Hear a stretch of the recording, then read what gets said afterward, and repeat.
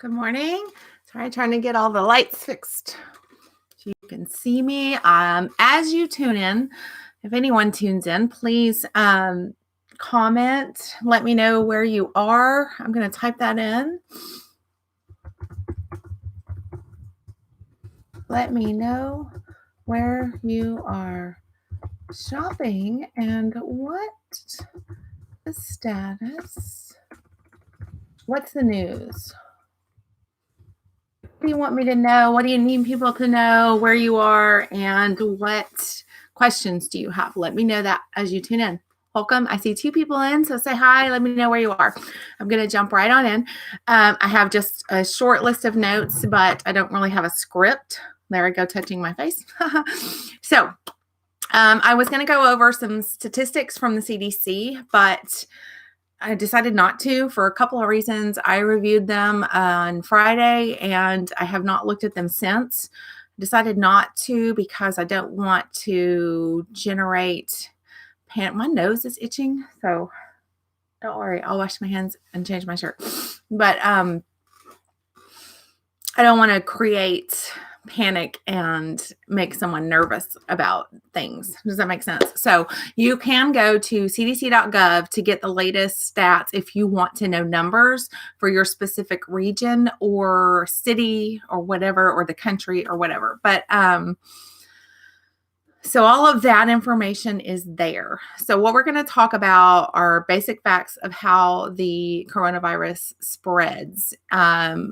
Just like any other virus, if you sneeze, cough, any bodily fluids, liquids, and that gets to someone else, either directly or indirectly, and then they touch their face or whatever, get it to them, then they're probably going to get sick as well. So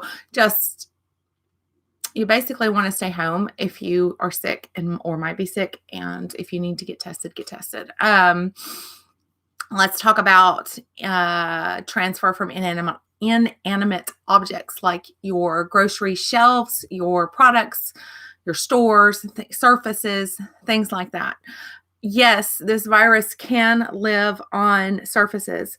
There's a certain number of hours that it's going to live. Products transported over days, weeks, not considered an issue at all. The virus does not seem to be surviving at those ambient temperatures. And what is ambient temperatures? I actually had to look that up. It's basically the room temperature or environmental temperature that the product is stored or transported. Does that make sense? So that could be cold, hot, whatever. But so basically, anything that's been sitting for days, weeks, you're fine. Your surfaces that are going to be an issue are those frequently touched surfaces, door handles, doorknobs, carts. Yes, we'll talk about that in a second. Desktops, keypads, things like that. Okay, so let's talk about those surfaces and how you can protect yourself from those. And then we're going to talk about your customers and how to handle them. Okay, surfaces. First of all, I went out a little bit yesterday. I took my hand sanitizer. Shipt recommends, and the CDC recommends, a 70% alcohol level in your sanitizer. I do also use Thieves sanitizer. This is not the sanitizer. This is just like a small sample bottle of the cleaning spray. It only has a 65% alcohol content, but there are other oils in there that kill germs. So you can do your research on that. Last time I looked yesterday, Thieves at Young Living is still in stock. So if you can get that from someone, great. If not, let me know. I actually have an account myself. I don't actively sell it. I just buy it for myself. But and then I know 2 or 3 other shoppers who actually are Young Living representatives. And I have a couple of friends who are representatives as well. So who do actively sell. And I can put you in touch with them or help you get an order placed. So just make sure that you have something and that you're washing your hands. You can wash your hands when you get to the store, when you leave the store. Sanitizer makes that a little easier if you don't feel like you need to actively scrub at the moment. And just make sure that you're getting all those cracks and crevices, clean your nails, do all those things, and you're not taking things with you. You can also get some plastic gloves, probably gone by now at the store. I actually happen to have these little white theater gloves that I bought for something else. So that is something that you can use if you have winter gloves. Even that's going to keep your hands off the surfaces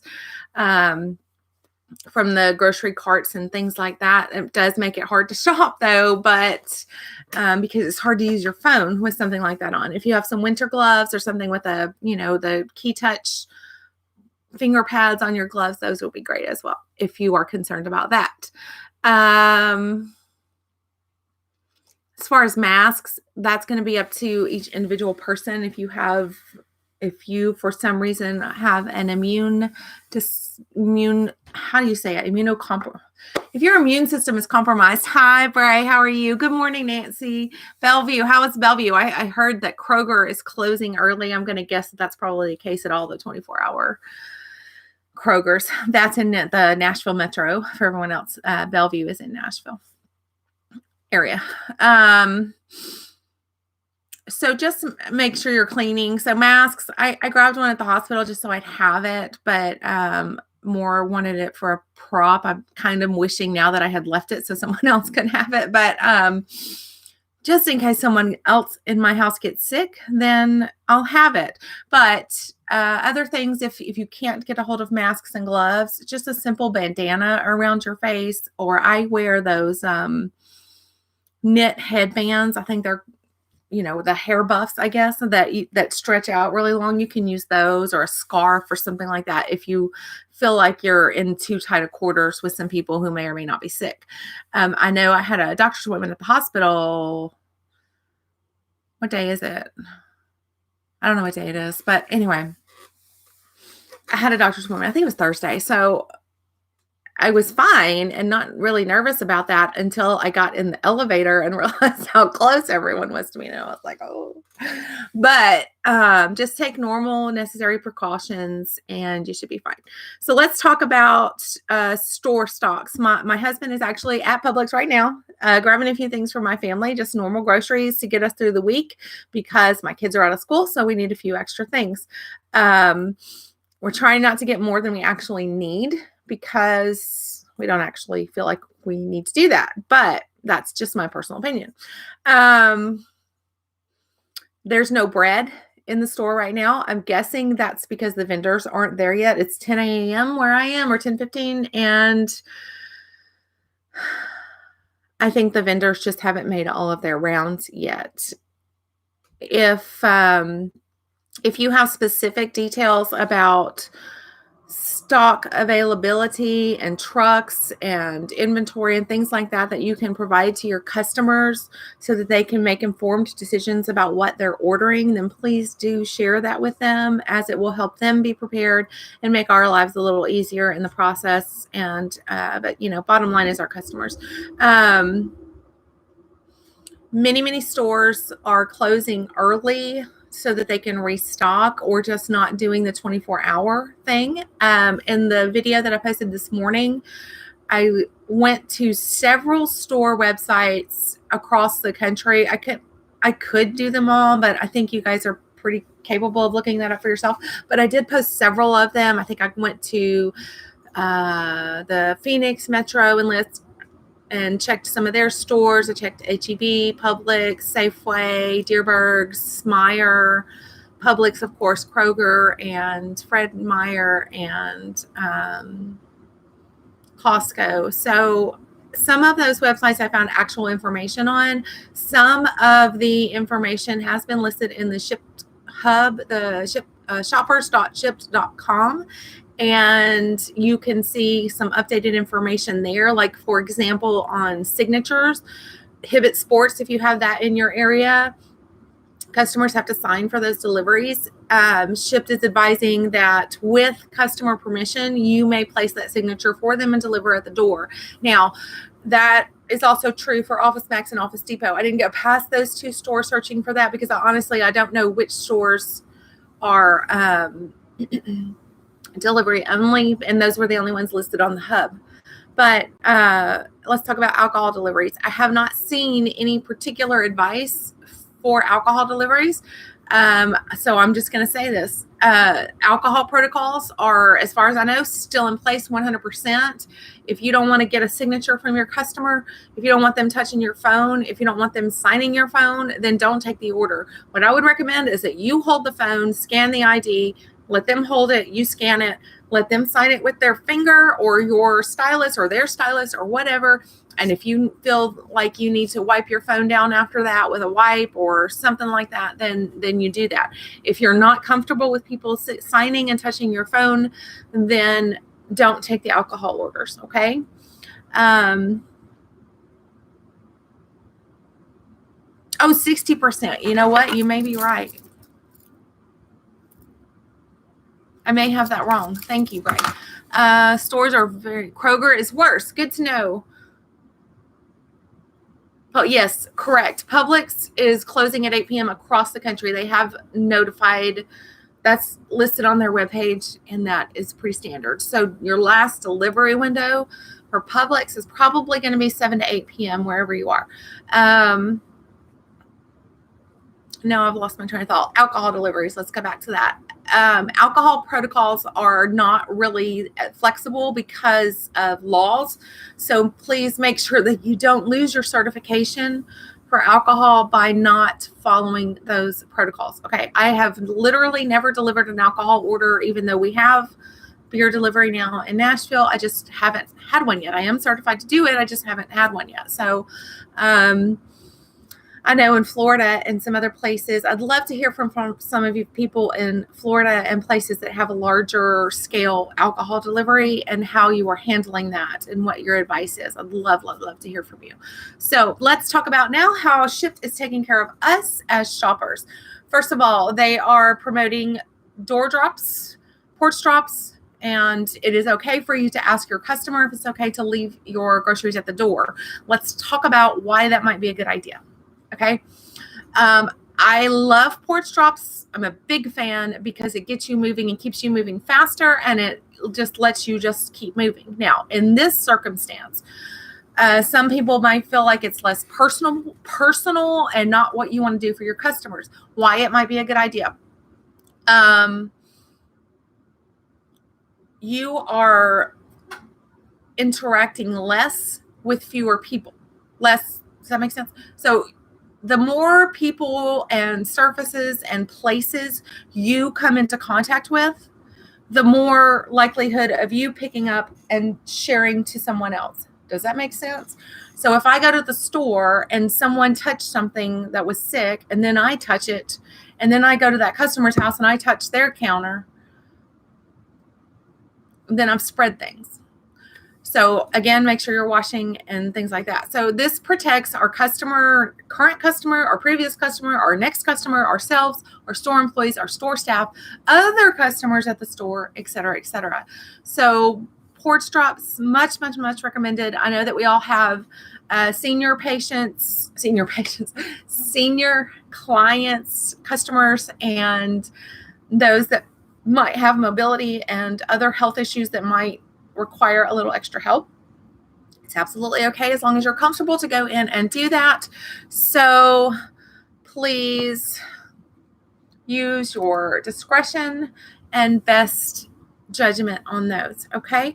I had a customer last night that actually, before I could even ask, offered to let me leave it on the porch, but they actually met me at the door. So we basically did a handoff without me going in, and we did not share any contact with each other. How was the store? Hey, come here.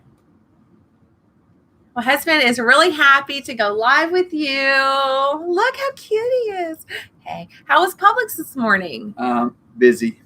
Busy? Very busy. And how are the shelves?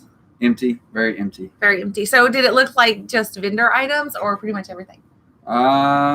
Pretty much everything. Okay. So mostly empty bread aisle. No loaf of bread. No buns. Bend down, they can't see your sweet face. No hamburger buns. No hot dog buns. not much bread at all. Already out of toilet paper, even when after they stocked up. Oh, they stocked this morning toilet paper, and they're out already at 10 o'clock. And yeah. So I hope you have toilet soup. Paper. A lot of soup's gone. Soup's gone. A lot of canned goods. Tomato products, I noticed yesterday, were going fast. So, okay, thanks, hon. You're welcome. He's very excited. He loves when I do that. So he just left the Publix in Hermitage, Tennessee. That is at Oakwood Commons. And it's not looking good. So looks like this is going to get worse. Also, this is Sunday, and this is a big day for people to go shopping and a big day for us to have delivery. So I would expect, this is, again, my opinion, that it's going to be a little bit worse today than it will be throughout the week. So how to handle customers and substitutions. I would go after those critical items first, and that may be a matter of asking your customer which items on this list are most important to you. I'm going to get those first.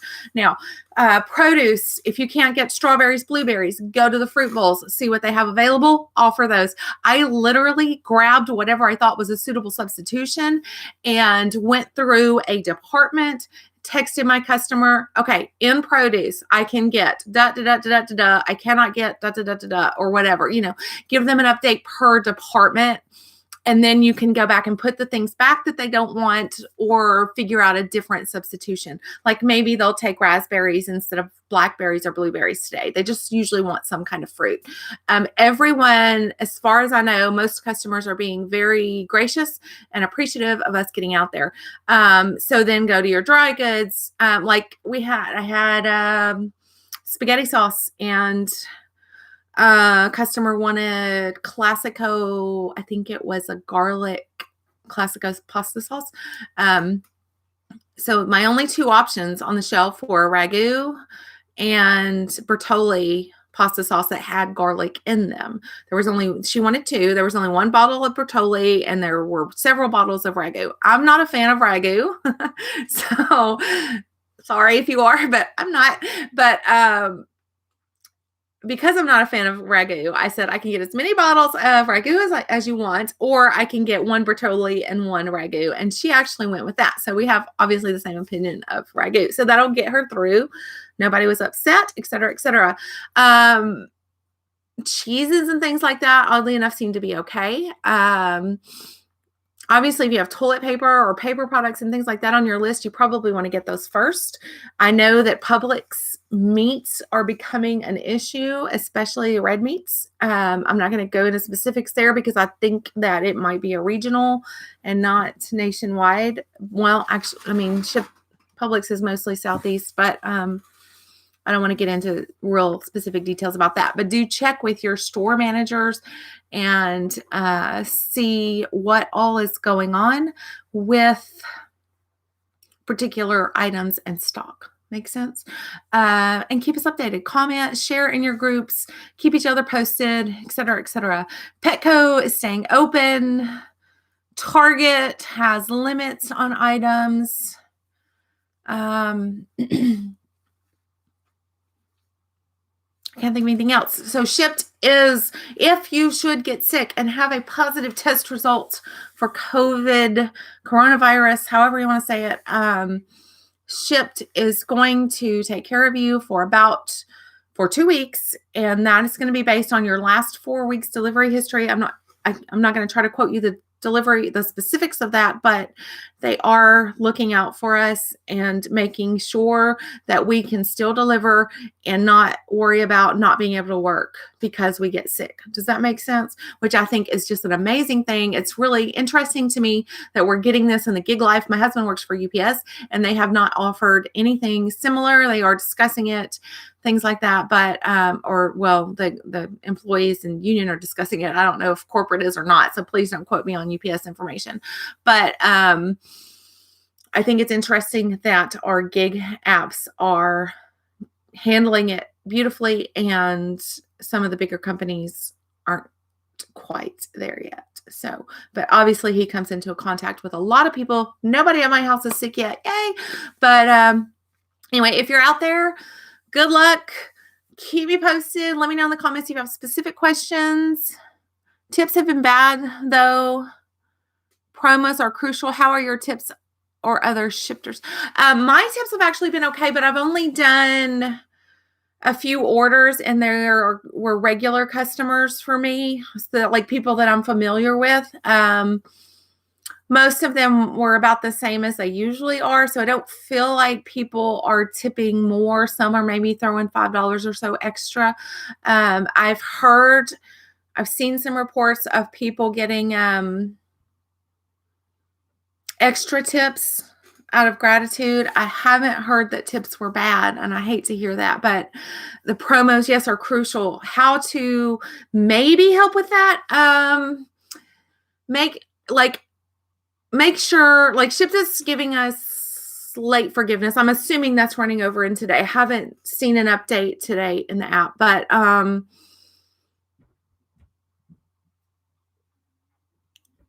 would go ahead as soon as you claim an order, go ahead and reach out. Say, hey, we're dealing with long lines, low stock, a lot of orders, et cetera, et cetera. Give your customer the real picture of what you're dealing with, and let them know that you're going to take care of them just as quickly and efficiently as possible, and just keep them updated on where you are on their order and what the status of the store and things like that are, and just stay in communication with them. That should help most people. We're, of course, always going to have that small percentage of people that aren't so great. Does that make sense? So Bray's asking, guys, how are your tips and things like that with your customers through this situation? But again, I don't shop full time, so I'm probably not a good person to answer that, because like I said, most of the people that I have shopped for are people that I'm very familiar with, so I haven't seen any negative impact on tips. But my kids are home. We've had some family issues, and so I haven't been out a tremendous amount over the last few days. Maybe today I'll get out later. Not quite sure yet, but anyway, good luck. I'm going to go ahead and sign off because I think 20 plus minutes is long enough. And y'all, I will be watching for more questions and comments. Okay. Thank you guys for jumping in and watching, and I'll see you again soon. Bye. If I can find the end button.